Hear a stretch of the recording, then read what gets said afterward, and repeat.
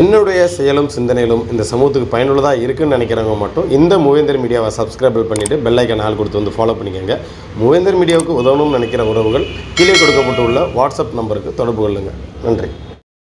வந்திருக்கக்கூடிய கிராமத்தினுடைய தலைவர்களே, நிர்வாக பெருமக்களே, எழுச்சியோடு எங்களை வரவேற்றிருக்கக்கூடிய அன்பிற்குரிய தாய்மார்களே, சமுதாயத்தினுடைய பல்வேறு பகுதிகளில் இருக்கக்கூடிய தலைவர் பெருமக்களே, பத்திரிகையாளர்களே, ஊடகவியல் நண்பர்களே, என்னை சட்டமன்ற அலுவலகத்தில் வந்து சந்தித்துவிட்டு இந்த விழாவில் நீங்கள் பங்கு பெற வேண்டும் என்று எனக்கு அன்பான கோரிக்கை வைத்திருக்கக்கூடிய என்னோடு ஊராட்சி மன்ற தலைவராக பணியாற்றிய மரியாதைக்குரிய சோழர் ஆளுநர் உள்ளிட்ட நம்முடைய கடலாடி வட்டார தேவேந்திரோட நிர்வாக பெருமக்கள் அனைவருக்கும் என்னுடைய முதற்கண் வணக்கத்தை தெரிவித்துக் கொள்கிறேன்.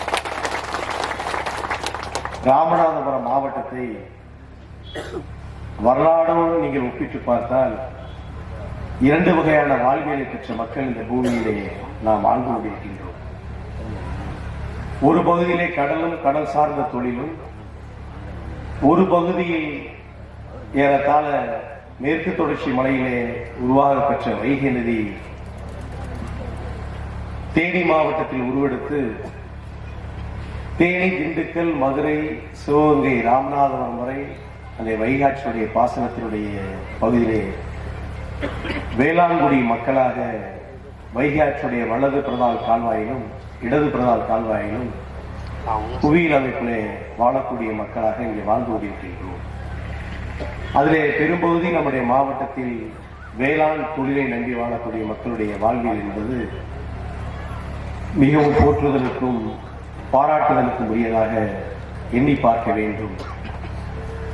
நம்முடைய பாராளுமன்ற உறுப்பினர் சொன்னது போல் இது ஒரு சமுதாயத்தின் சார்பில் நடக்கக்கூடிய விழாவாக இருக்கின்ற காரணத்தினால் அனைத்து கட்சியை சார்ந்த நிர்வாக பெருமக்களும் அனைத்து சமுதாய மக்களும் கலந்திருக்கின்ற காரணத்தினால் இதிலே நாங்கள் அரசியல் பேச முடியாவிட்டாலும் நம்முடைய நாகரிகம், கலாச்சாரம், பண்பாடை இந்த உலகத்திற்கு எடுத்துக்காட்டும் விதமாக வைகை ஆற்றினுடைய நதி நாகரிகத்தை இந்த உலகத்துக்கு எடுத்துச் சென்றவர் மாண்புமிகு தமிழ்நாடு முதலமைச்சர் அவர்கள்.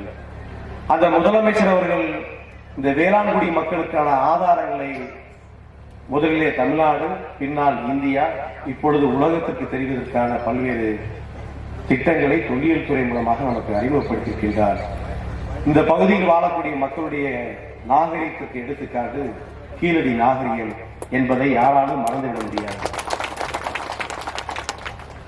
குளம் ரீதியாக, தொழில் ரீதியாக வேளாண் தொழிலை மற்றும் நம்பி வாழக்கூடிய இந்த மக்கள் பொதுவாக நம்முடைய மாவட்டம் இப்பொழுது வானத்தில் பெய்யக்கூடிய மழையை நம்பி, வைகை ஆற்றில் வரக்கூடிய உபரிநீரை நம்பி விவசாயத்தை பார்க்கக்கூடிய மக்களாக வாழ்ந்து வருகிறோம்.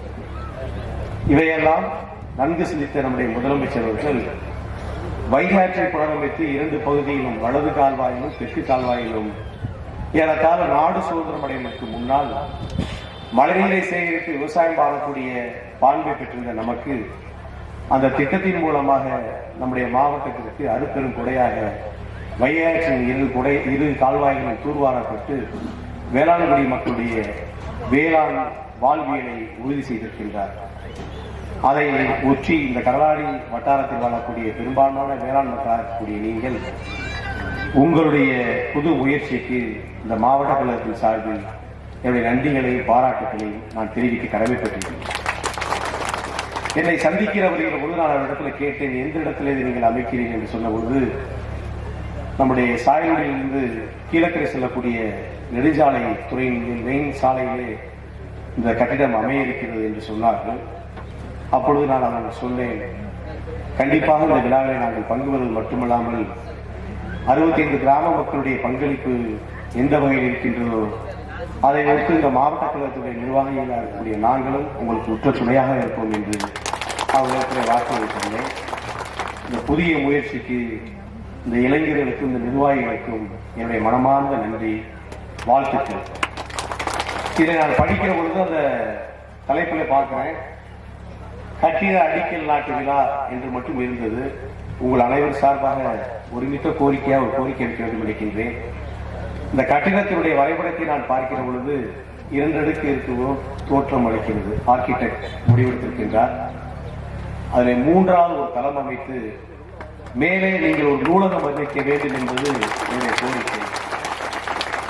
கல்வி ஒன்றுதான் சமூக நீதிக்கான விடுதலைக்கு ஆதாரம் என்று தந்தை பெரியார், அண்ணல் அம்பேத்கர் அவர் வழியில் இன்று ஆட்சி செய்யக்கூடிய திராவிட மாடல் ஆட்சியில் உங்களிடத்திலே நான் இந்த கோரிக்கையை வைக்க விரும்புகிறேன்.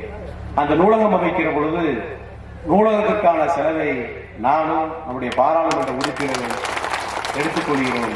அதற்கான பூர்வாங்க பணியையும் இந்த நம்முடைய சமுதாயத்தினுடைய வட்டார தலைவர்களும் நம்முடைய நிர்வாக அமைப்பும் செய்ய வேண்டும் என்று உங்கள் மேல் இருக்கக்கூடிய அன்பின்பால் கோரிக்கை வைத்து தந்த வாய்ப்புக்கு நன்றி பாராட்டி விடைபெறுகிறேன். நன்றி.